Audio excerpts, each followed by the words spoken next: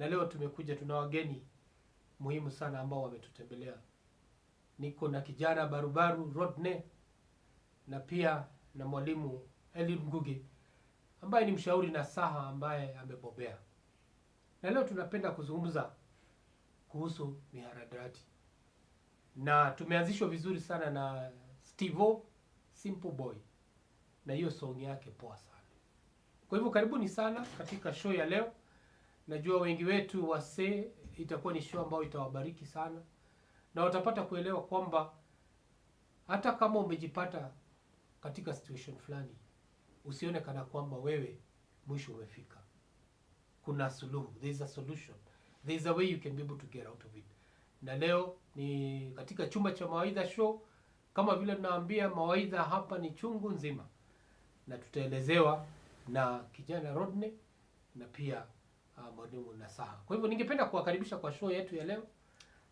Karibu ndio nini Rodney, na pia mshauri nasaha. Labda mzungumzie, muongee na hiyo kamera number 1, muweze kusalimia wale ambao wanatutazama. Tuanze na Rodney. Habari zenyu, kwa majina naitwa Rodney Odur, ama unaweza nita Rodney King kwa jina la mtaa, na mimi ni mgeni wenu leo. Nashukuru sana. Asante Rodney, karibu sana. Jihisi uko mahali unatakana. Mwalimu, karibu. Wewe tayari ushakuwa mwenyeji. Mimi nimekuwa mwenyeji kwa macho ya mtazamaji wetu. Lakini kwa yule ambaye anaweza kuwa ametutazama mara ya kwanza leo, kwa majina naitwa Ezra Gogi. Mimi nakuaga counselor, counseling psychologist, and I'm also the founder Newness Counseling Organization, but tuna offer mental health and counseling services, na tumeweza kupatana nanyi mara mingi sana hapa katika Ezra Christian TV tukiongea kuhusu different topics on mental health. Asante. Yes. Karibuni sana. Karibu Asante sana daktari, na tunafurahi kwamba umepata nafasi. Najua wewe ni mtu ambaye shughuli ni chungu nzima, lakini umepata nafasi ya kuweza kuja ili mtazamaji aweze kubarikiwa na ushauri ule ambao utaweza kumpatia siku ya leo. Nataka kurejelea kwa Rodney. Hebu tupatie kwa msasari, ulijipata-pataje katika hiyo hali ya kuwa uirabu wako ni dawa za kulevya? Ndio msee pale ambaye anatuwatch, labda kuna mmoja amejaribu, anaona hii kwa ngumu, ama kuna mmoja anafikiria vile ambavyo ataingia. Kweli drug abuse ni kitu ina happen within our generation. There's so much happening. But for me it started when I was in high school, way back then in 2013-14. Hapo ndo lilianzia, hapo ndo nilijipatia nikitumia drugs, and all the way up to 2021, I can say 2021 ndio nikeza ku get out of drug addiction. So probably nilitumia for 8 years, 8 to 7 years. Na hapo ndio sasa naweza sema niliweza kutoka. Okay. Tunashukuru Mungu kwamba uliweza kutoka, na ndio sababu umeweza kuja katika chumba cha Mawaidha show kuweza kuambia ule kijana pale ambaye bado ana huo msukumo, kumwambia kwamba kuna mbinu ambazo unaweza tumia ili uweze kutoka. Lakini kabla hatujafika hapo, ningependa uelezee mtazamaji, uliingia, ulisema kwamba ilikuwa ni katika shule ya upili. Ni rafiki alikuambia, ni msukumo wa wanarika wenzako, ama ni nini hasa? Chenye nilisukuma ilikuwa influence by media. There was one artist nilikuwa nampenda sana, anaitwa Burning Spear. Alikuwa mvutaji sana, na also Vibes Cartel. So nilikuwa naona ile lifestyle walikuwa nayo, walikuwa na isifu sana, na ilikuwa inapendeza kwenye kusikia na kwenye kuona pia. And also shuleni pia, so within pia school environment nikapata watu pia wangependa pia walikuwa wanaanza kutumia. So kuwa na kama ka group hivi, kwa hivyo ukaweza kuendeleza sababu ya hiyo. Kwa hivyo ushawishi wako mkubwa ulikuwa ni katika vyombo vya habari kama TV, na hasa nyimbo sana ndio ilikushawishi wewe kuingia. Na rejelea kwako bara niweze kwenda kwa mwalimu nasaha. Ngugi aweze kutuambia, wewe ambaye una umaarufu na tajriba hadi ya juu. Hiyo ndio baadhi ya vitu vile ambavyo vinafanya vijana hapa mtaani kuweza kuingia katika hiyo hali ya uvutaji bangi na pia ulevi. Karibu, tueleze. Asante. Our friend, guest Ron King. Yes, the king. Yes, mfalme. Yeah. So ameweza actually ku mention one of the major reasons young people wanajiingiza kwa drugs bila kujua, and it's one of the reasons yenye watu wengi hawaongei kuhusu, because especially ukiwa katika miaka ya at that age yenye amesema, because ukiwa around as a male, ukiwa form 1 form 2 hapo, most likely you are around 15 hapo 16 17. Yeah. So at that particular age, that's when we advise most male, let me say male men, watafute mentors. And so wakati umesikiza maybe wimbo umewatch kwa TV ama kuna neighbor fulani umeona huyu ndiye atakuwa mentor wangu, majority of them will copy both positive and negative behaviors za huyo mtu. Badala ya kuangalia kwa mentor uone, because hakuna mtu mwenye ni perfect, even your mentor bado hata yako na dark side yake. So lazima kwanza ukiangalia hata kama ni mentor unaona mimi ningependa kuwa kama Vybz Kartel, ningependa kuwa kama nani mwimbaji fulani ama actor fulani ama news anchor fulani. So first you need to understand that you cannot copy paste who they are. As long as tunataka ukue na huyo person as your mentor, we still want you to live your own life, not to start living their lives. So mentor ni mtu anafaa kumotivate to have a bigger goal for yourself. But now the moment sasa you copying everything about that person, that's one of the major reasons young people wanatumia drugs. So and so is my mentor, so si anafuta kuja, si anakunywa pombe kuja pombe. So they copy even the behavior. So that's one of the major reasons yenye young people wengi hawajui. So the other reason amesema ni peer pressure. So peer pressure again is the other major cause here. Students and young people to get into drugs, because mabeste wangu wanafanya, so si hata mimi ni yes, so I want to belong to this group. We are actually majority of them sio ati I'm taking drugs, we are taking drugs. Ni kama ushirika hivi. Yes, ni kama ka group, and that's why hata amesema aliingia shule akapata kwamba kuna group yenye wanatumia, because if you get into high school and you realize ni wewe peke yako unatumia drugs, believe me you won't. Because yes, shule wanakuambia ufai kutumia drugs na ukishikwa na drugs utafukuzwa. But the fact that umepata ka group wengine wakakumotivate, so kwa mkaekana tu motisha, si hata tukipatwa tutapatwa sisi wote, tutafukuzwa sisi wote, so I'm not going to die alone, so tufuteni hii kitu. Yes. So that's the other major cause. So the other thing ni kuguzia tu kidogo, we also have other causes such as there's something that we call X factor. Kuna mtoto huwa anazaliwa akiwa na X factor. An X factor ni kama a toxin ya drugs, let me use that language. Kama ka toxin ya specific drug imejiattach kwa DNA ya mtu ukizaliwa. For example, if ile ni mambo na ukoo. Yes, ni mambo na ukoo. If your mother was taking too much alcohol, there's a possibility you also have that X factor. Ni kama ka craving kanazaliwa unazaliwa kwa ndani yako. So as the miaka ikiendelea, if you take the drug, you now utaendelea kuikunywa. Could take that drug, but having an X factor is not a guarantee that you're going to use drugs. Okay. It's only a factor that if you start using, most likely utaendelea kutumia. The other things that I could say is availability of drugs. Ukipita tu kwa kona ndio huyo mtu amera hapo. Ukipiga kwa kando nyingine ndio huyo pedra wa bagi. Crabs zimejaa kila pahali. Availability is also another thing. The other thing is those children who are born into troubled families. Mtu ako kwa familia wazazi wanapigana, yeye mwenyewe amekuwa abused. So those young people who are living with trauma, that's also another major cause. Okay. So those are some of the major causes that I could mention also zinafanya young people waingie kwa drugs. Asante sana mwalimu. Nataka kurejelea kwa mfalme Rodney. Wakati huu unashawishika kutokana na kutazama TV. Wazazi wako walikuwa wanapeana mchango aina gani? Walikuwa ni wazazi wale ambao kila uchao wanakuambia kwamba mambo kama haya wacha, ama mzazi kama vile yeye mwenyewe daktari amesema kwamba wazazi pia huchangia kwa mtu kuweza kuingia katika kuvuta ulevi na utumizi wa dawa za kulevya. Sijui wewe kama mmoja ambaye alihusika, wazazi wako walichangia vipi? Naweza sema hivyo niki-equate to this generation tunaishi. Sai kama hiyo wimbo tumetoka kusikia Steve Simple Boy ameimba vijana mwache mihadarati. Na hiyo ndio ilikuwa one of the songs yenye ilimfanya akavuma, unaona. So many artists nowadays utapata kuna zile wimbo unaimba ama ukisikia kwa matatu unajiuliza kweli hii ni wimbo ya maana kweli, unaona.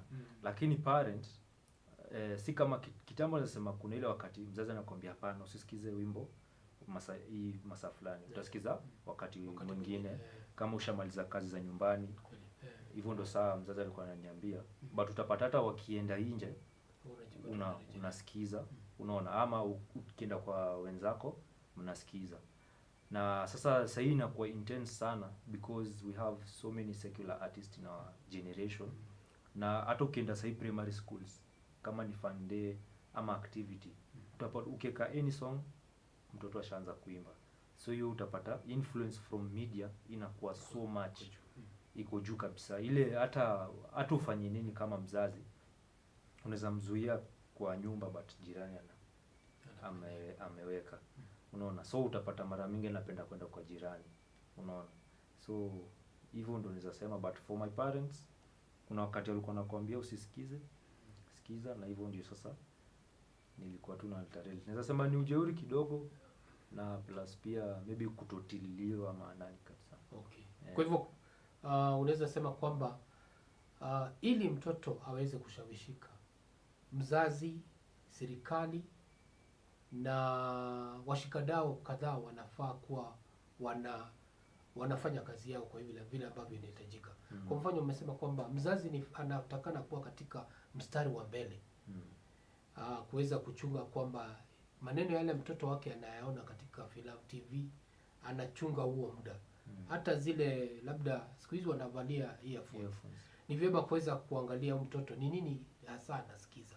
Sababu hapo ndipo atashawishika kuweza kuingia. Pia daktari alisema kwamba ikiwa ni urahisi kupata hiyo madawa.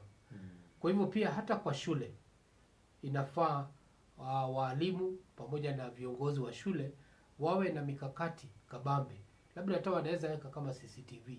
Ndio inakuwa ni virahisi kuweza kulinda na kuchunga hao vijana wasije wakashawishika kuingia katika ulevi na kutumia dawa za kulevya. Kwa hivyo nataka nirejelee kwa mwalimu. Labda kuna jambo fulani ungependa kuongezea?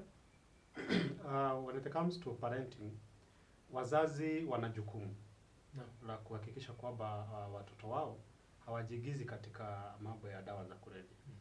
And I've said that again and again, that the best thing a parent can do to a child, and especially the young people, is not even to tell them to stop using drugs. It's not even to lecture them.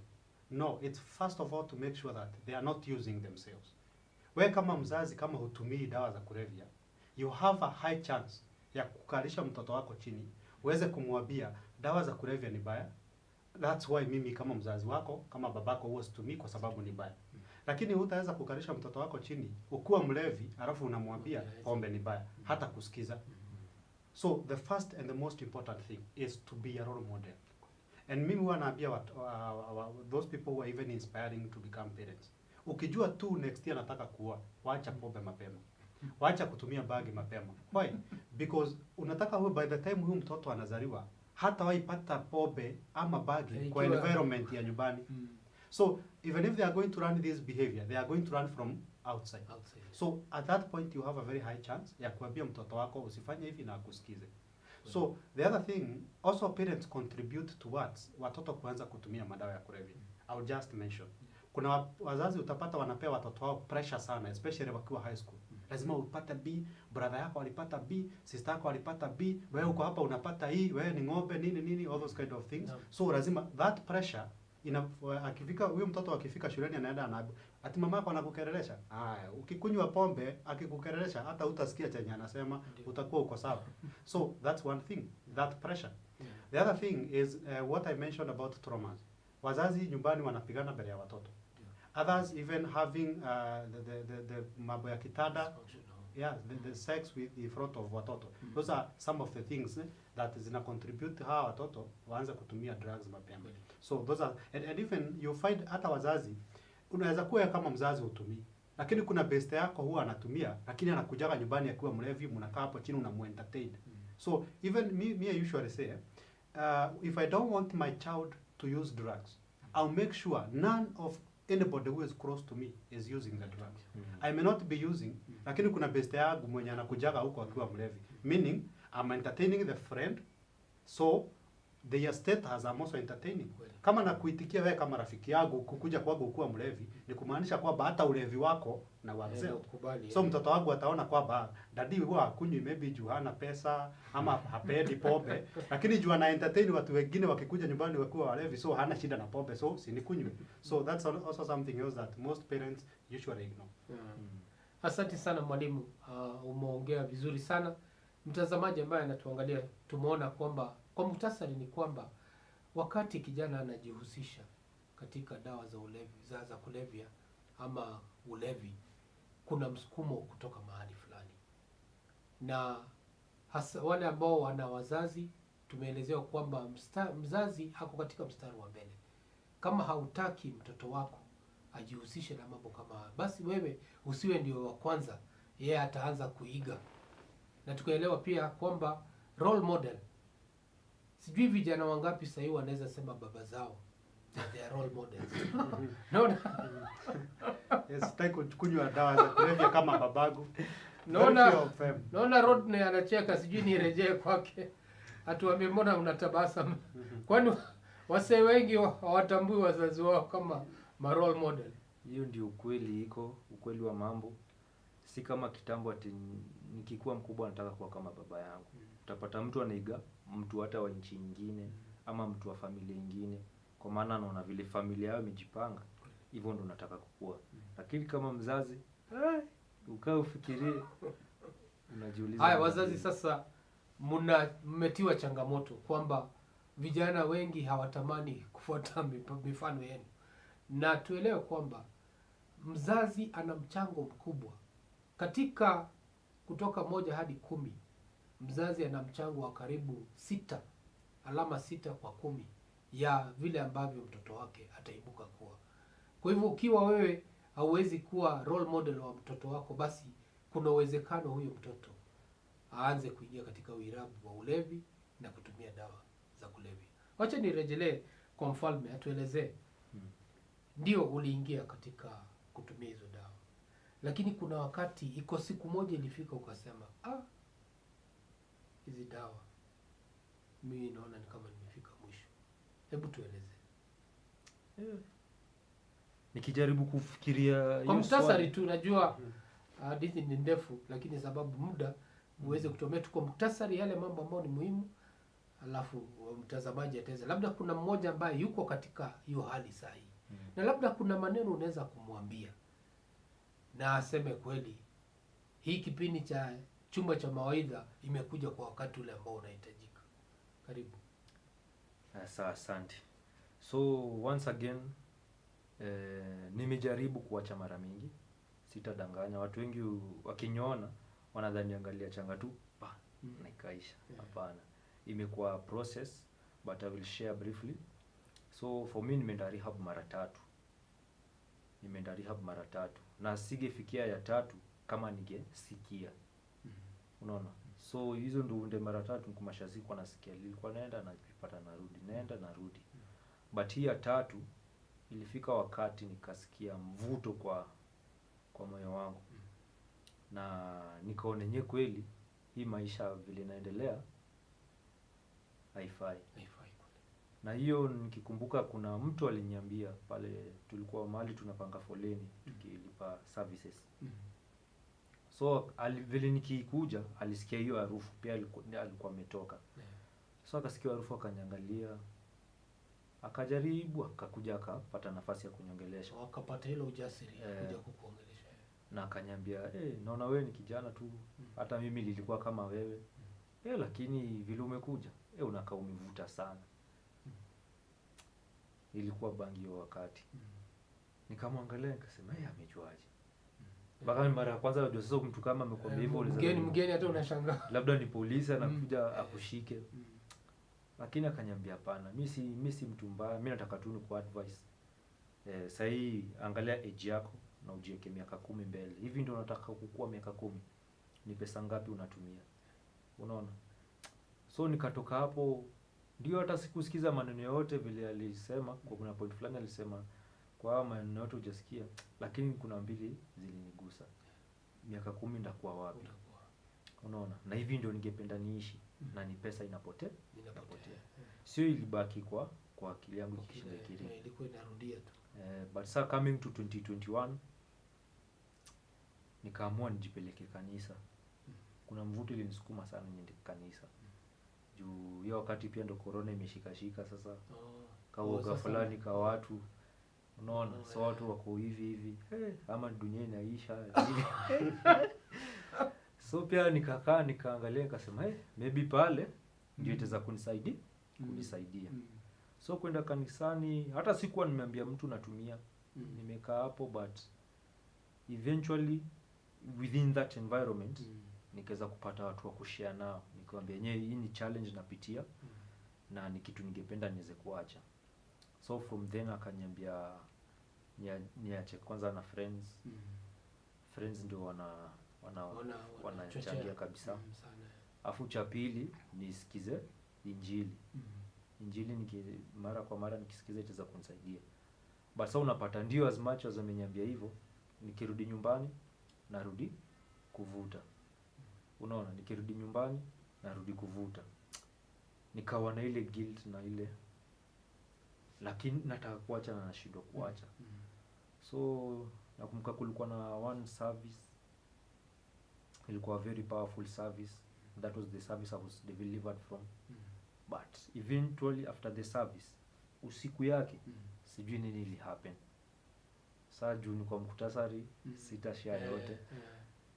Nikaenda rehab usiku. Nikapelekwa hapa Madhare Hospital. Usiku wa masaa 9 kabisa. Hata madaktari bado hawakuwa wameamka nini. So from there nikalazwa kwa ward kupewa ma stabilizers. But vile ilifika huko kuona wale watu wako Madhare. Nikajiangalia. Nikasema mimi sio wazimu. Na kwa mapenzi ya Mungu hivyo ndo nikarudi to my senses. Nikasema si hivi vile mimi nafaa kukua. Unaona, jua alikuwa ameshanikatukureze kama wazimu. Unaona, jua vile vitu zile happen. Vituko vile ambavyo ulifanya vilionyeshana ama viliashiria kwamba tayari wewe umekuwa wazimu. Nimekuwa wazimu. So hapo ndio from there nikakaa 1 week, nikarudi kwa psychiatrist. Akaniangalia akaona uko sawa, naweza kuwa fit kurudi kwa society. But kuangalia ile muda nimekuja Madhare wiki moja na unataka kutoka, akaniambia hapana, rudi. Sasa wewe tena sasa ni tafa, sasa uko sawa lakini una reality pale vile ni noma. So nikapush another week. Nilikuwa na pray nikiambia God nitoe tu hapa. Na ukinitoa hapa hii ni ya mwisho yangu na ya mwisho sirudi tena. Na nikitoka hapa ndaweza kusaidia pia watu huku nje waweze kutoka. So hivyo ndio ikanisaidia. Na nikirudi kwa kweli watu pia wachache walikuwa wamenimiss, wakashangaa nimeenda wapi. Nilirudi tu kama niwapigia nikiwaambia sijapotea kwa ubaya, hivi na hivi will happen. Na so from there ni journey kaanza. Asante Rodney Mfalme. Kwamba ni kweli ule ambaye anatutazama labda ulikuwa unasema kwamba ni vigumu sana. Najua ni safari, mwenyewe alisema ameenda rehab mara 3. Ni safari ngumu ya kuweza kutoka. Lakini hata safari hiyo ngumu inataka wewe tu jikaze kama msee na kujua kwamba kama yale vile ushauri ule ambao alipata kwa mtu, mimi nadhani ni malaika alikuwa ametumwa ama yoyote ule. Lakini haya maneno yaliendelea kukuzungumzia kwa njia mpaka ukoona kwamba nahitaji kubadilisha hii hali. Nataka nirejelee kwa daktari. Yeye anakutana na watu na anawapatia ushauri. Hebu chukulia mahali mfalme amewachilia, alafu tuelezee. Na ndio pia uelezee wale ambao wako pale nje na wanapitia hiyo hali. Kula labda mzazi anatutizama na ana mtoto wake na imekuwa ni vigumu. Paka ni kama ashatupa mikono, anasema basi hii mimi nadhania ilikuwa imepangwa hivyo. Hebu muelezee na kumwambia kwamba bado kuna suluhu. Vile mfalme aliweza kubadilika, hata na huyu ambaye anatuangalia anaweza badilika. Hiyo ni kweli, because personally huwa nafunza rehabs in several rehabs, so but consultancy, not on long term basis, but consultancy contracts. And we have different categories of what utapata kwa rehab. Kuna ule mtu mwenye ametumia for a very long time, yes anakusikiza, but anajaribu kutoka bado inamvuta. But the highest percentage ni wale wenye hawataki kukusikiza. And I like what he has said, that alifika pahali, so the reason alifika, kama angekuwa amesikiza the two rehabs alikuwa before afika rehab mara ya tatu, kama angekuwa amesikiza hangefika rehab ya tatu. You see? And majority of the people is because they have not made the decision. Because the most important thing is to make that decision.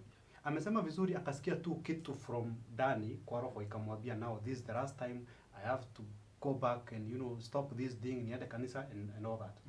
Because there's no healing of any situation in life that comes from the outside. I'll sit down with you na nikueleze nikwambie, number one, these drugs, angalia how much, vyenye tu amesema, that's the same thing that you usually do. Look at your life, how much have you spent on drugs? Wanafanya analysis. Around the first month, anafanya analysis, anakuambia, nimekuwa nikitumia pombe, nimekunywa pombe taskabiri kila siku, kwa kila wiki ni this amount, kwa kila mwezi ni this amount, nimetumia 10 years, anafanya multiplication. Anakuambia, some of them will tell you, I've wasted about 3 million kwa drugs for the last 10 years or so. Tena unamwambia, now what do you want with your life? Hiyo ni nyumba ya 2 bedroom. Yes, hata si 2 bedroom. Mtu amenunua shamba, amenunua gari, amefanya kama ni kampuni alikuwa anaanza, angekuwa kampuni kobari sana. What do you want with your life? Where do you want to be in the next 5-10 years? Now, picture yourself being an addict and achieving what you want, and tell me whether you're going to get it. And now, those decisions, I'm only going to paste a good picture of where you are headed, because I know. I know where you're going to be in the next 5 years if you continue using the drug. So, nakupatia picture mzuri ya vyenye utakuwa ukiendelea kutake drugs na vyenye utakuwa ukiacha kutake drugs. And now I give you now the opportunity, the choice to decide which way you're going to follow. And until now, personally wewe mwenyewe decide uamue now, enough is enough. Because to stop anything, all that you need is to say enough is enough. And own that decision and be willing to pay the price. The price that you're going to pay, number one, is going to be losing your friends. He said that clearly. That if the only way he stopped using the drug is first lazima akiachana na marafiki. Because those friends, as long as you are still hanging around with the same people, there's nowhere you are going. Hakuna pahali unaenda. So you must change that. The other thing, you must be ready to sacrifice the pressure that you are getting. We call it the euphoria. The feeling that you are getting from the drugs. Ulikuwa unavuta bagi joint moja, unasikia ni kama unaguza ndevu za Harun huko pikuni na Ibrahim. It just inakupeleka juu kabisa, you feel very high, so you feel like you own the universe. You now must be willing also to sacrifice that feeling. So there's a lot of sacrifices that you're going to have, but now with the discipline and commitment and that inner conviction that this thing is destroying me, because you cannot stop engaging with something you do not hate. If you still like the drug, if you still like the feeling, if you still like the environment, if you still like the friends, forget about stopping using drugs. So you must first hate that which is causing you to live the life you hate, for you to be able to get out of it. If you're still enjoying the mud, you're going to stay in that mud. That's why the pig is always in the mud, because it's enjoying the mud. Until now you're no longer enjoying it, until now you hate it, that's the only way you're going to get out. So it's all from within. You're able to convince yourself, you make that personal decision. Hata ukienda, I've even interacted with clients, wameenda rehabs for even 10 times, 10 rehabs. Na majority of them, how wenye nasema, si ati anaenda 3 months. No, huyo ni mtu anaenda 6 months, 7 months, a whole 1 year mtu ako rehab. Inapita tu mwaka mzima ako kwa rehab.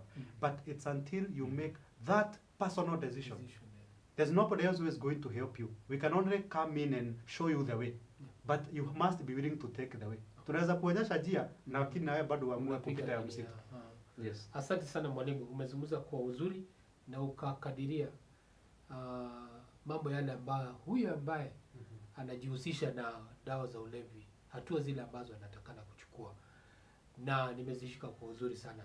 Lakini napenda kurejelea kwa mfalme na ningependa, unajua kuna yule ambaye anatumia hizo dawa za kulevya pale, anasema Bazu, wewe ujui, wewe hujawahi. Ni kweli mimi sijawahi, lakini tunataka kukusaidia sababu mfalme alipitia hapo. Mwenyewe amesema kwamba anienda rehab mara 3. Daktari mwenyewe amesema kwamba kuna watu wanaenda 10 rehabs. Hebu tueleze ni nini hasa mtu anakataa? Ni nini huwa inakusukuma hautaki kuelewa kwamba is it denial ama ni ule ushawishi uko pale nje? Nataka yule ambaye anatutizama, labda ni mzazi ako na mtoto kama huyu, amempeleka rehab, amekula pesa zake mpaka anashindwa tutafanya namna gani. Wache hii show iwe ndio show, ataanza kufungua ukurasa mpya. Kujua kwamba na pia uzungumzie huyo ndio aweze kujua kama ni mzazi ambaye anachochea, basi abadilishe. Kama ni labda, najua washikadau wengi wanafanya, kama ni askari, kama ni hao watu ambao wanauza, labda serikali itafute mbinu ya vile ambavyo itazuia hayo madawa kupatikana kwa urahisi, ndio watu wasianguke katika hiyo hali. Karibu. Asante tena. Kwanza, the first important thing yenye umesema is the last point. Na hiyo ndio imekuwa ikinisumbua sana. Juu huko mali nilikuwa naishi, this one drug peddler amekuwa hapo miaka mingi sana. Na inajulikana, kila mtu anajua huyo kwa nani huyo. Huwa anauza, hajifichi. Unaona?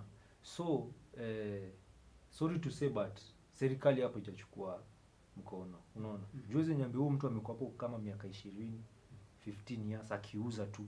Umeona tu na unajua na unauza. Ni nini chenye huyo mtu ako nayo? Haifanyi. Unaona? That was the same thing that happened in the years zile muliishi na Pablo Escobar. Hiyo ndio hivyo ndio ilikuwa ina happen. Alikuwa ameshikilia serikali hivi mpaka hakuna kitu ageambiwa. Unaona? But eventually alikufa. Unaona? So hiyo ndio kitu ina happen. Na government vile ilisimama ikaamua hapana, huyu mtu tamweka chini, na akamtafuta kwa msako mkubwa sana. Na unaona alikuwa anaenda kijificha kifanya mambo mabaya. Unaona? So it was the government that stood up and said clearly this is what we lazima ashikwe. Unaona? So if the government inafanya, hata recently tuliona Nakada ilishika watu wanatumia shisha. But siwezi sema kama walifanya. Hiyo ni kidogo. Hiyo ni kidogo sana. Juu the same spot walikuwa nauza. There are so many people in that area selling shisha. Unaona? Na walienda tu mahali pamoja na wakaacha wengine. Unaona? Ukienda so many bars nowadays wanatumia shisha. Even in homes zinaletwa. Unaona? So serikali kidogo imelegea. Ndio as much wanaangalia pande nyingine, hii pia ipande waangalie. Wakiweka usahihi itakuwa sawa. Ya pili, parents. Wazazi. Parents, they play a very major role in our homes because family is the basic unit in a society. So if the family inatumia, tunajua familia kina, acha niseme Bazu ama familia kina Bazu wanakunywanga pombe, familia kina King wanavutanga bangi, familia daktari wanavutaga sigara. Then most probably the children that have born in those home lazima hawezi toka maembe zitwa apple. Unaona? So if this family is smoking cigarette, most probably the child will start smoking. Unaona? Na inatuma sana, hata utapata watoto wanaokota hitu vitu vidogo wanaweka kwa mdomo, mtoto ana test kuvuta. Unaona? Huyo mtoto alionea wapi? Hakuonea mbali, alionea tu watu wana surround na kitu anavuta. Na hivyo ndo sasa mtoto anaenda anataka sasa hiyo moshi kubwa atoe. Hata anazoea tu pole pole. Ndio moshi ya kwanza atakohoa, atoe machozi. Ndio akiwa expert because actually concern yake kubwa sasa ni aone imetoka kwa mapua hivi. Sasa anajaribu mpaka itoe kwa masikio. So anaenda akiadvance like so that curiosity also within the family. na ina happen sana, unaona. So mtoto akienda hata boarding ndio utapata hii ni kitu ilikuwa nafanya, hata mimi ndio mdodi kwa shinda, acha nione. Kwa hivyo shule pia zina mchango mkubwa sana wa kuhakikisha kwamba wakati watoto wanarejea kutoka likizo wanakagua kabisa, na si kukagua tu, bado hata baada wanakuwa wakipitia katika bweni zao wakipekua kuona kama kuna wale ambao kwa wametumia ujanja kuingiza hizo madawa. Hata hivyo ndo tulishikwa shuleni. Okay. Hiyo kupekua tu. Okay. Kuna one prefect ali. Okay. So that's the second. Kwa hivyo shule pia nazo lazima ikuwe uangalifu kabisa. Wanaangalia kabisa. Juu watoto wengi hata hii kuchoma tu shule ni watu wamekaa wakafikiria ama tuchome shule. Rada ni na wapo wanajichocha wanaenda wanachoma. Ama unasikia mimba, mzazi amepeleka mtoto boarding. Mtoto ametoka boarding na mimba. Si ni ile tu interactions tu, wamekunywa pombe kwa hizo masherehe, functional, hizo music festivals, sports activities nini. Na from within that pressure ina happen. Unaona, so ina happen hizo dimensions. Thirdly, na pia ni most importantly friends. Me I can tell you friends kabisa. Kwa hivyo katika 0 to 10 unaweza waekea wapi? 8 friends. 8. Kwa hivyo unachangia pakubwa sana. Kwa hivyo mzazi anafaa kuangalia watoto wake, marafiki zake ni aina gani, wanatoka wapi. Okay. Si uongo juu, hata utapata mara mingi, hata ukiuliza wazazi, hata daktari anaweza sema pengine kama amekutana nao, mzazi atasema tangu nyoni mtoto wangu atembee na mtu fulani hivi ndio alipotea. Unaona, si ati sijafanya, yenyewe nimefanya, lakini tangu nimuone hivi. Na huo alikatata kumwacha. Yaani hata mngekosana na mtoto ndio ule rafiki, unaona. Na mara mingi utapata huo rafiki labda anampa maybe 2 cents tu hela, anaona huo ako na pesa, mimi sipati pesa pengine kwa urahisi. Unaona, huo rafiki amekuja na pesa, ama amenibaya vitu tamu, amenibaya kiatu, huo mtu atamcherish. Unaona, na hivyo ndio mtu anaenda akiendelea. Unaona. Na ya mwisho ile stress factor. Ile stress mtu anapitia, msukumo wa kihisia. Na mara mingi watu husema kama vile alisema, mtu ambaye ana stress ukikunywa itaisha. So hiyo ndio imekuwa the norm. Iko pale kwa society. Uko na stress, hii ndio ina solve. Na the more mtu anaingililia ndio the more mtu anaenda akiwa addicted.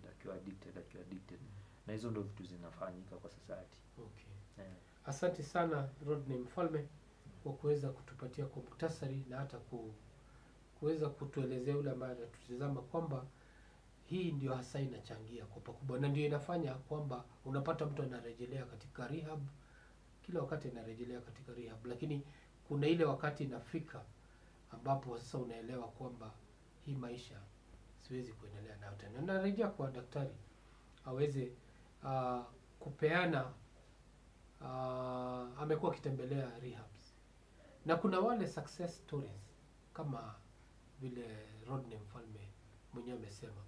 Hebu tuelezee hawa wenye success stories, ndio yule ambaye anatutizama aweze kuelewa kwamba ndio unaweza kuingia katika uirabu huo wa ulevi na kutumia dawa za kulevya, lakini ni rahisi, ni vyema, ndio ni safari na ni vigumu, lakini if you are focused utaweza kutoka. Karibu. Asante sana. Huwa tunasema the door to drug addiction is always open. But it's always a trap. You keep going and keep going and keep going until the deeper you go to these rooms, the darker it gets. Yes. Sasa utajipata pahali sasa it's all darkness around you. Wale watu mliingia na wao most likely utapata mlikuwa mabeste 10. So kuna mwingine alikufa, kuna mwingine sijui alifanya nini, wengine waliona una pesa una nini sana wakakutoroka. So most likely by the end of the day you find yourself by yourself. Utajipata sasa uko peke yako, you are deep into the darkness of addiction. And addiction is really dark. Because nobody want to see you. Your family alone cannot trust you. Nyumbani huwezi patiwa 200 atuambiwe enda utununulie sukari. Wanajua hiyo sukari haitakuja na utarudi ukuwa mlevi. They cannot first of all trust you. So that means most likely, if you just have a few who still believe in you, and when you have a few who still believe in you that you can change, that's now when utapata kuna wenye wanapelekwa rehabs. And the majority of them are not willing to take the advantage that at least there's somebody who still cares about you. Because we have so many people who don't care about others. Tulikuambia waache pombe. Sometimes also that is a good thing, and sometimes it's not a good thing. Tulikuambia waache pombe, wakataa kutusikiza, sawa, jipange, shauri yako. But to those who are lucky, to a point that mpaka unapelekwa rehab, they should take advantage of that. Yes, it's going to be a long journey, a very long journey, because anything can take you back to addiction. Anything can trigger you back. Yeah, you even hata uende tu kwa pate usikie tu smell ya bagi ama ya pombe, most likely you'll be tempted to go back to the addiction. So it's going to be a long journey, but if you are willing to pay the price of walking that journey, by the end of the day, you're going to enjoy your hard work. But it's not going to come easy, because most people think, actually the notion of most majority of those people who go into the rehabs with addiction is that nitaenda rehab, wiki ya kwanza hivi ya tatu watanipea dawa, you know, so by the time 3 months inaisha nitatoka huko nikiwa clean, you know, nitaenda ni kama utaenda ufarashiwe kama venye tunachijaga buzi alafu tunatoa zile intestines alafu unaweka pipe hapo, you know, fresh kila kitu iko ndani ya intestine inatoa. That's what they think. Nitaenda kwa rehab, nifanyiwe detox, and then system yangu yoshwe, hata sitakuwa nafikiria kuhusu pombe, sitakuwa natamani pombe. They get there, they realize it's a different story. Unless you have withdrawal symptoms, that's the only time utapatiwa dawa ya kutoa withdrawal. Ama maybe ufanyiwe detox. But the rest is mental work. The rest is psychological. Because it's a behavior. Addiction is a behavior. The reason why it's a behavior is because you form it with a series of habits. Ulianza tu kidogo, ukaenda ukiongeza bagi, ukiongeza nini drugs zingine, ukiongeza tabia zingine. Because as you advance with addiction, you do not only just add other drugs, you even add other behaviors. Uliacha ukiwa uko sawa, ukaenda hivi ukaanza kukua mwizi, ukaenda hivyo, you know, ukaanza kukua na marafiki wabaya, just like that. So it's going to be a long journey back home, but the home is still there. That's the point. It's going to be a long journey back home, but you get there. So what you need is, first of all, to be patient, to know those people who surround you and they have your best interest at heart. Kama unaona tu mtu wa kukushika mkono akwambie mimi I'm willing, and rehabs are not cheap. They are not cheap. The cheapest rehab I know is around 50,000 per month. Hiyo si mwezi ya kwanza, ile ya maybe from mwezi wa kwanza most likely unalipa 70 and above. So anybody who is willing to pay 50,000 every month akupeleke kwa rehab uende ukahiri, and then you are taking advantage of that against you instead of to your advantage, then you messing up your life. Because at some point huyu mtu atafika pahali aseme hii ni pesa yangu na waste. And the moment you get there, you have nobody to help you, and you cannot even help yourself. So addiction recovery is possible, but it does not come on a silver platter. It's something that you work for, something that you sacrifice for. You have to give up a lot of things. You must be willing to walk that journey. You see, it's a very, very painful pill, but you need it. You must swallow it. So if you are willing to pay the price to walk the journey, you get to the destination that you want. But if you're just thinking it's just, you know, nitaenda tu rehab, niongeleshwe iishe, no. You go back home and the next day you are using again. You go back to rehab and the next week you are using again. So it must start from within, but you must be willing to walk that journey. Asante sana mwalimu. Mtazamaji, nadhania unaendelea kuelimika na mawaidha, umepata chungu nzima ya jinsi ambavyo utaweza mudu hii changamoto ambayo imekithiri na kukita mizizi katika nyumba zetu. Najua wazazi wanalia, wengine wametumia pesa kupeleka rehab, lakini nataka tu kukuambia kwamba kuna suluhu. Usije ukakata tamaa, sababu inawezekana. Nataka kurejelea kwa Rodney Mfalme. Mwenyewe ametuambia kwamba haikuwa rahisi. Hebu tuambie hatua gani ambazo ulichukua, sababu mtu pale nje. Nakumbuka nikizungumza na jamaa mmoja ambaye alikuwa ana uzoefu huo, aliniambia, wewe Bazu, wewe hujui. Na mara mingi hata tukiongeleshwa na hao washauri na saa, tunaambia wewe unazungumzia mambo ya vitabu. mimi niko ndani, wewe hujui ni yapi nayapitia. Hebu wazungumzie hao, waambie ndio tunajua, mimi najua sababu nilikuwa hapo ndani, na hizi ndio hatua ambazo nilichukua. Na kuna jambo ambalo umesema kabla daktari ajali, kabla azungumze, ulisema kwamba ulienda kanisani. Kanisani pia ni mchango wa kuweza kukusaidia kwamba uweze kufunua ukurasa mpya wa safari yako ya kurikava. Karibu. Asante. Enyewe kwa ukweli, what happened to my life, church has played a very major role. Even up to now, it has played a very major role. Because I found people who are sober, and people who are mature, and people who really wanted the best out of me. And they saw that your future is bright. Unaona? They never ask for money, for prayers or anything. The heart they had, like, hey, you have come truly, but at the end goal, when you meet this Jesus, or when you meet that light, you'll become a very marvelous being. And it has happened, reality. Like right now, I've been invited to this show. Nashukuru sana. Asante. Because my voice, I know, in a reach out. Na it was one of my prayer that God nikitoka, my voice will reach out to others. Asante. Secondly, acceptance. Ukubaliwe ni. I had to accept that I am an addict. So many people wakubalingi ni addict. Wanasema mimi sijakuwa addicted. Wewe unajua watu addicted. Unaona? Hata mwenye anasema wewe hujaingia, ni ukweli haujaingia, but ukiaccept that I am an addict and I want to get out of it.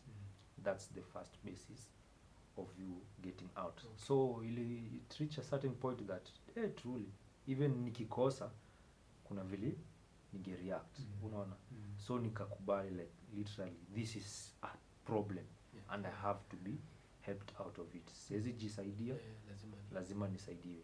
So vile reach out hivyo to God now akafungua ways, na ndo nikaweza kupata watu wa kunisaidia. Thirdly, ukienda rehab sasa, vile anasema, unaweza enda tu uone ni kufanywa detox ama ni kuongeleshwa ama nini. So ukienda rehab, go with an open mind. Unaona? Wanting to be healed. That expectation that nimekuja hapa ni nitoke na uponyaji. Siku zangu za kwanza, the first two, nilikuwa naenda wacha waongee. Already in my mind kwa msema acha waongee. Mimi hiyo ni yao. Mimi ndaenda kwa muda kidogo ndarudi kwanza na fujo. Unaona? So already ilikuwa kwa mind. So anything the doctor will say or anything the counselor will say, there's nothing that will impact. Unaona? Because already nishablock attitude fulani. Unaona? So hivyo ndo lilikuwa, but this third time juu ile deliverance ilikuwa imefanywa pale kanisani. Juu ilikuwa maombi ingine, naweza sema kweli maombi yanafanya kazi. So with that ikaniingia, nikasema I can change. Kuenda na hivyo ndo happen. So nikienda hadi for me nilikuwa nafuata counselors. Set so ukienda ria bwana kuja wanaselectiwa hivi wewe ndo uta conduct huyu na huyu. Mimi walikuwa nakuja, I wanted to speak out. So nilikuwa naenda na wafuata. Na hiyo harakati ya kuwafuata unapata mtu anakuuliza hivyo na hivyo. The more nilianza kujiexpress from them, the more niliendelea kuheal. Unaona? Na ndo the more I can recommend wewe uko sawa. Unaona? But utapata mtu uko ameenda rehab, hakuna kitu ana expect. Mind amesha block. Sasa anaenda pale amekaa tu. Na ukikaa tu pia uko watakaa tu. Unaona? Huo mtu amekaa lazima pia uchangamke pia. Mtu amekaa nia ni mtu pia ametaka kukaa nia. Juu pale hiyo umefungwa. Au enjoy hewa au socialize. No, that environment. Ni kama tuko prison. Lakini sasa ni prison nyingine tu ya mawazimu na all sorts. Na hiyo addiction. Una block your life na your destiny. Hauwezi jua nini kwa hapo nje. So with that expectation ina help. Na fourthly ni umjue Mungu. Above and beyond ni umjue Mungu. Unaweza kuwa kweli unataka kutoka, lakini there is something pulling you back. But when God is with you, na une kweli unataka kutoka, unatoka very fast. Wow. Asante Rodney. Mtazamaji, iwe ni mzazi ama wewe mwenyewe unahusika, umesikia wasia kutoka kwa Rodney Mfalme. Mwenyewe alikuwa wirabu wake ni dawa za kulevya, lakini sasa vile ambavyo yuko sahihi tayari amerecover na anaweza kutoa ushuhuda. Tamanio lake ilikuwa ni kwamba akufikie wewe. Kwa hivyo wewe jihesabu kama mbarikiwa, sababu show ya Chumba cha Mawaidha imekufikia wewe leo, na usijaribu kuondoka, sababu daktari anakuja na kuweza ku-wrap up kusema ni nini hasa wewe ambao umesalia. Labda umeenda kwa rehab kadhaa, na labda yeye pia anaweza, labda umpatie nafasi pia, nampatia muda hata apeane namba ya simu, ndio kama unaona kweli na umeelewa kwamba kama vile Rodney Mfalme amesema kwamba ni lazima wewe ukubali kwamba wewe ni mlevi wa dawa za kulevya. Na hiyo ndio hatua ya kwanza.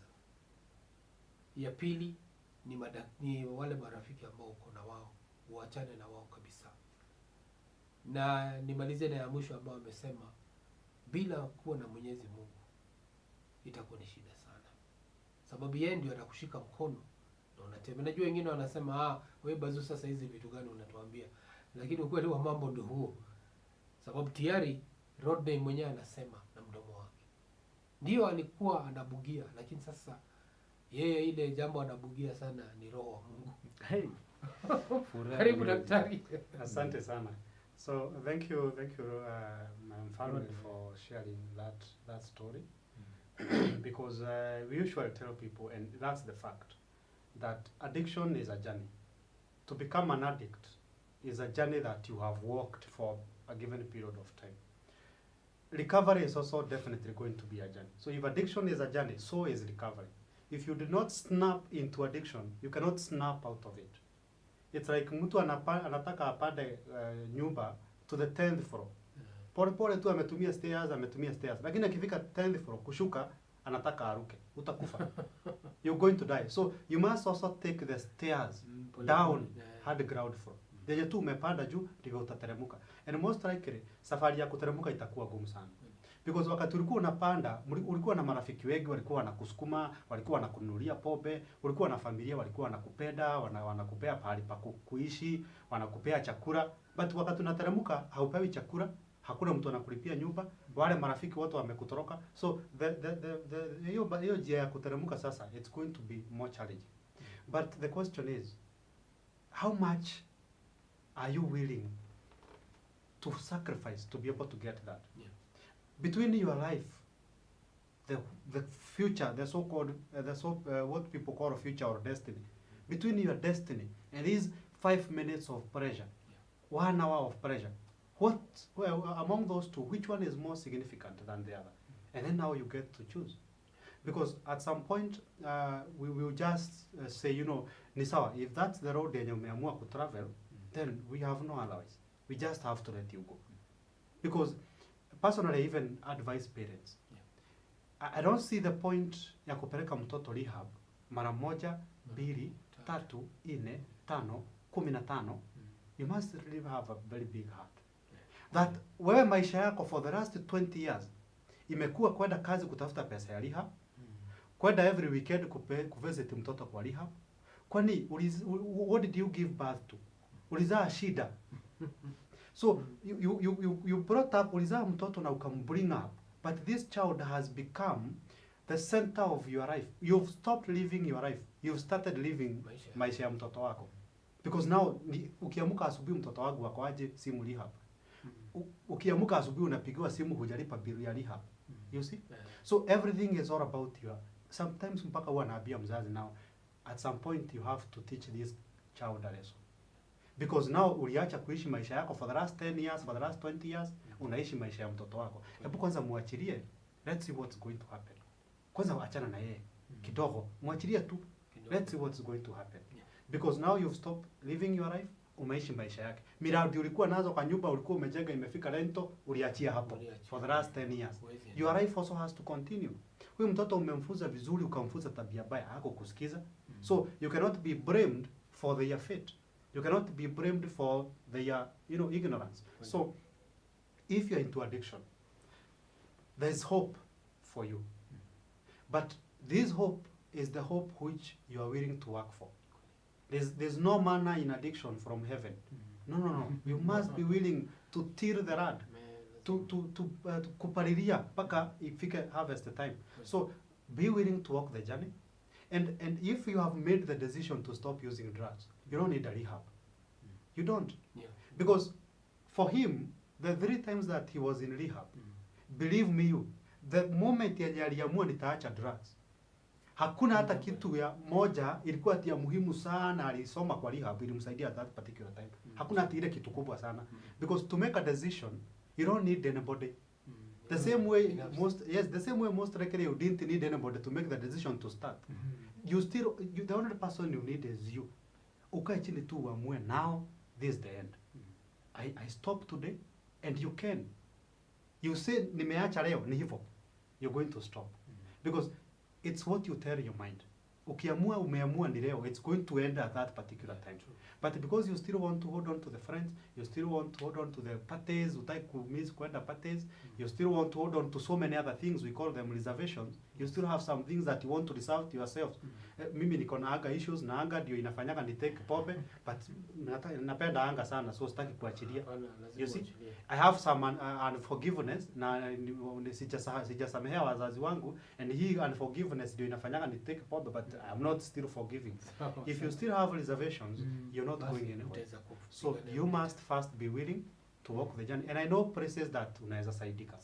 Yes, so if anyone out there you'd like to get any form of help, be it counseling, be it rehab, you know, I can give you connections. Just call me through 0713 550 493. 0713 550 493. Asante sana mwalimu. Yes. Nashukuru sana kwa ushauri huo ambao umepatia mtazamaji. Kama umeingia kidogo kuchelewa, sisi ni wakarimu sana. Ukitembelea katika mitandao yetu ya kijamii, Facebook ama YouTube, unaweza kurejelea kwa hii show, uanze kuiona kuanzia mwanzo. Tumezungumza mambo mazito na mambo ambayo yanaweza kubadilisha hali yako na uweze kufungua ukurasa mpya, hasa kwa hii jambo ya drug addiction and substance abuse, hasa kwa vijana wetu, na tutaweza kupata suluhu. Wewe ambaye ni mchungaji kwa kanisa lako, labda una changamoto na wanarika na jambo kama hili, unaweza tumia hii show kama a starting point ya kuweza kuongea na hao vijana, na ndio waweze kufuata mfano wa Rodney Mfalme, ambaye yeye mwenyewe anasema alipata changamoto, lakini sasa anatoa shuhuda kwamba aliweza kurecover, na anashukuru Mungu kwa hizo hatua ambazo aliweza kufanya. Narudi kwa Mfalme tukitamatisha, sababu naona mwelekezi wangu akiniambia kwamba muda umetupa kisogo. Lakini kabla hatujamaliza show, ningependa Mfalme azungumzie kwa hiyo kamera number 1. Aambie huyo ambaye anatumia mihadarati sahihi, amwambie kwamba kuna tumaini. Mimi pia nilikuwa hiyo. Ni vile tu hatukuweza kuingia kwa hadithi yake, angetoa mapana na marefu ya mambo ambayo alipitia. Lakini wacha muombe tu kwa mstasari, kwa mwambia kwamba ni wewe uweze kufanya maamuzi ya busara. Na ndio uweze kuchukua hatua ya kuweza kuondokea. Na kama vile daktari amesema, kama umekwea mti, hiyo hatua tu lichukua ya kukwea mti ndio pia utashuka. Vivyo hivyo tu. Karibu. Asante. So to all the youths in our generation, what I can tell you is that there's always hope for a tree that has been cut down. For at the scent of water, it will sprout again. Never lose hope in life, and always seek help outside. There is so much in life that if we don't seek out help, we'll lose it. Secondly, look for good mentors, people who will mentor you and who will trace your life back, and you'll get to know where you're going. Number 3, have a heart of forgiveness also. You forgive yourself. For you to love one person, also ought to love yourself. So when you forgive yourself, you'll be able to forgive others. And forgiving yourself is that you are accepting the life and the situation you are. You have missed, but there is still chance. Chance and time happen to all, as it says in the book of Ecclesiastes. And lastly, go to church. Hii generation hatuendi church. Hiyo mimi nitawaambia, mimi napenda church siku hizi sana. Go to church, Love Jesus so much. Have fellowship with Jesus. Remember what he did at the cross. Haikuwa mzaha sana. Jesus did so much on the cross. So that shame unaona uko nayo alishaimaliza kwa msalabani. That guilt uko nayo alimaliza kwa msalabani. That immoral person alisamehewa kwa msalabani. Amen. Na ukienda church at the cross, at that point of cross where Jesus died and said that it is finished, also for you it is finished. So hiyo ndio mimi hutumia sana kuambia vijana, manze Yesu alimaliza kila kitu. Na ukimwaminia pia atakupigania na kumalizia. Na utasimama sasa kama soja wake. So me right now I'm a soldier for Christ. I always preach Christ. Anywhere I go, nikipata nafasi lazima nihubiri Kristo kabisa kabisa. So pia mali huko, kama hujampokea Kristo, tafuta namna unaweza mpokea Kristo kama mwokozi wa maisha yako. Asante sana Rodney Mfalme, na asante sana mshauri nasaha Eliud Ngugi kwa kupata nafasi ya kuja katika chumba cha mawaidha. Najua mtazamaji umefurahia sababu umepata nafasi ya kuweza kupelekwa kwa hatua jinsi ambavyo unaweza jiondoa katika hiyo hali ambayo imekithiri na inasumbua wengi wetu. Na sasa jambo lingine tunaweza kuelewa ni kwamba washika dau, serikali, mzazi, mashule na pia majirani, mna mchango mkubwa kuchunga hao vijana wetu, sababu tuelewe kwamba our nation itakuwa ni kwa hao vijana. Sisi mabazu muda wetu hapa ni kidogo sana, although bado tunataka kuishi, lakini hata kama tunataka kuishi, hao vijana ndio watakuwa ndio viongozi, ndio wazazi wa kesho. Kwa hivyo ni vyema sisi tuweze kuchukua hizo nafasi na kuweza kuwalinda watoto. Na pia wa kanisa pia mna mchango mkubwa. Mwenyewe amemalizia kusema kwamba kanisa ilichangia pakubwa sana. Kwa hivyo watumishi wa Mungu, mna kazi ambao mnatakana mfanye maradufu kufungua milango zenu. Wa vijana wengi husema kanisa zimekuwa boring. Kwa hivyo muweze kukaa na wao, muweze kuelewa ni nini hasa itafanya hao vijana wapende kuja hata kanisani. Huyu ni Bazu the wise man ambaye amekuwa katika chumba cha mawaidha leo. Tunawashukuru sana kwamba mmemakinika na kuwa kwa show. Hadi wiki ijayo wakati tutawaletea show ambazo zinawabariki na kuwainua kutoka ngazi moja hadi nyingine. Ni mimi wenu. Nataka kushukuru mwelekezi wangu Kim Proper, director wangu Ann, na mama yetu ambaye anatupatia muda mzuri wa kuweza kupeperusha show nzuri kama hizi. Pastor Naomi Mali iliko, Mungu akubariki na akupanulie hata na mipaka. Mungu awabariki na watende mema. Asante.